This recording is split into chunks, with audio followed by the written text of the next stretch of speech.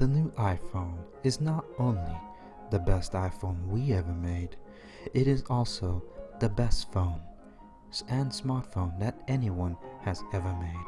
From its intricate construction of the hardware, to the clean lines, to the rigid feel of that aluminium in the hand, and the beautiful software, our best iOS experience yet. Clean animations, smooth transitions. You'll come to realize too that the Apple iPhone is the only way to experience a phone. And I'm Andres doing my best Johnny Ive impression for this, the iOS segment on BlackBerry versus Android versus iOS versus Windows 10 Mobile. Alright, I need to preface this video by saying that I walked away from the latest experience on an iPhone with iOS 9 quite impressed actually. It's, to put it in easy terms, it was the most Android-ish experience on iPhone yet. Ever since Apple announced that they were opening up some of their items for third-party development, such as the keyboard, it's made me think, could it be that Apple is going to start becoming a little more open? Can we start customizing the Apple experience on iOS? I don't know. But the keyboard was a long way, because believe me, I hate that iPhone keyboard. More on that in a moment. I'm not used to the whole grid thing yet because it's still the same thing. I don't like it. I want to change that face. I'm not going to talk about jailbreaking right now, okay? And when you swipe to the left, you can see the aggregated news. You can customize it and such. You can see the most recent apps that you've explored or do a semi-universal search. But did you notice that my keyboard looks different? Yes, this keyboard. That's what I'm talking about. If you saw my Android segment, which you should have, the first thing I did was download the SwiftKey keyboard. And here I am using it. You could sign in with Google or Facebook, in my case Google, because that's how I created the account with SwiftKey. So all my predictions, all my text, the way I write and such, SwiftKey remembers them because it stores them on their servers. I gave him permission. So typing away, it was like I wasn't missing anything. It knew what I was going to say, and I was just literally tapping away on the glass like on my other Android phones. Hence why this is the most Android feeling iPhone ever, because I was able to customize the keyboard. That's a long way for Apple to come, and I really like those touches. But again, the grids and the icons, I'm not used to it. I don't like it. It's too boring, too plain. It hasn't changed since the iPhone first launched. But to my necessity, my apps for productivity, the calendar, clean, simple, reminds me a lot of the Sunrise app that I use on my Android devices and to some respects on my Windows devices as well. So it's nice and clean. I prefer a dark theme, but I like the calendar app. It's really easy to read. Now, I don't use the stock messaging app on an iPhone. What I do use, on the other hand, is Cloud Magic. And before I get to that, I want to download the browser, the Chrome browser, because I don't use Safari either. So I'm going to leave this guy downloading in the background because there's Google services that the iPhone has access to. Lucky, unlike BlackBerry and Windows Phone, punks, Google. Anyway, so I use Cloud Magic for my email, as all of you know, and I made mention that since the email is stored on the remote servers through Cloud Magic, all I did was sign into Cloud Magic, and all my emails, my settings, my preferences were all there. My signatures synchronized all across the board. So Google services, I use that a lot. I made a point of that in my other videos. So Google Maps being here, obviously a plus. So it works just like on Android. I can sign in on the side, which I haven't done so yet, but you can, and then it's gonna draw all my preferences, my start, my places, my searches on Google Maps here on this. And I also use Google Voice, and there's a Google Voice app for this, so it complements the phone app nicely, which the phone app, I gotta give credit to, is also very, very clean. And the biggest deal about iPhone up until this year, they've led the quality on camera experience on a mobile device.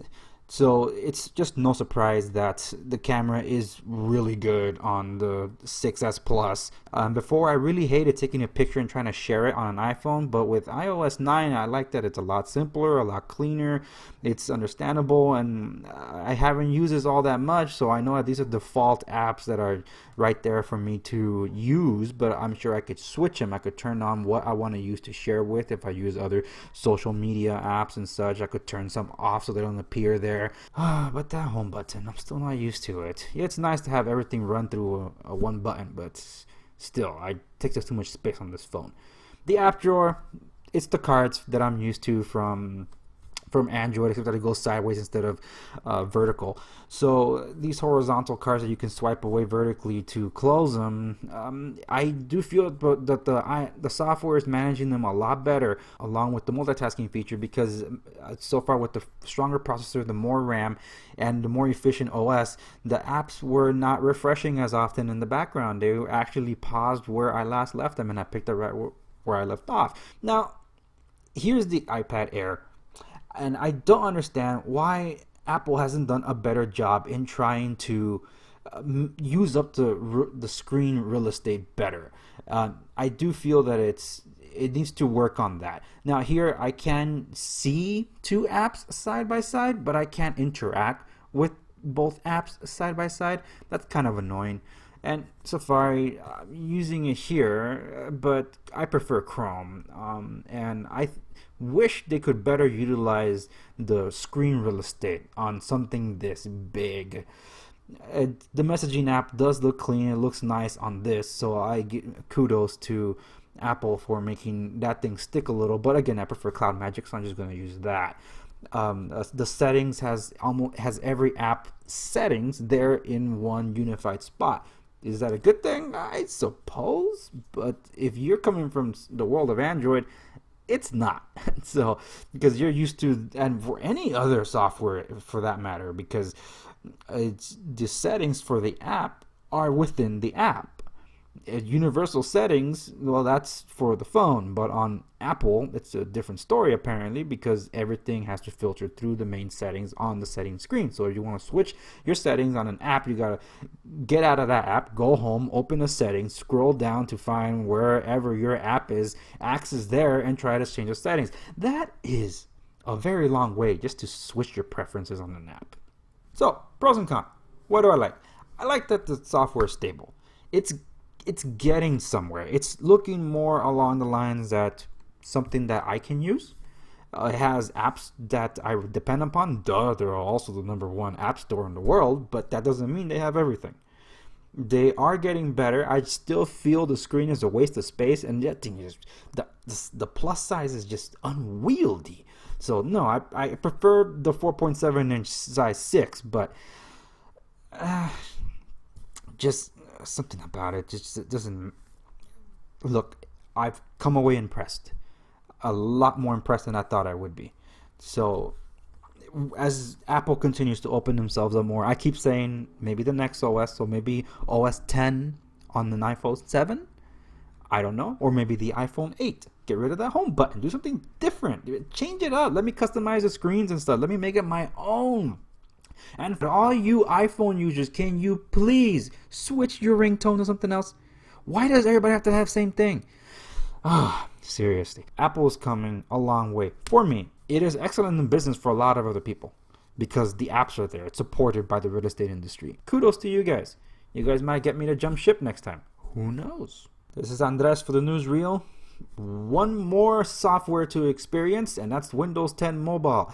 So thank you for joining me on this. On my iOS segment to the BlackBerry versus Android versus iOS versus Windows 10 Mobile.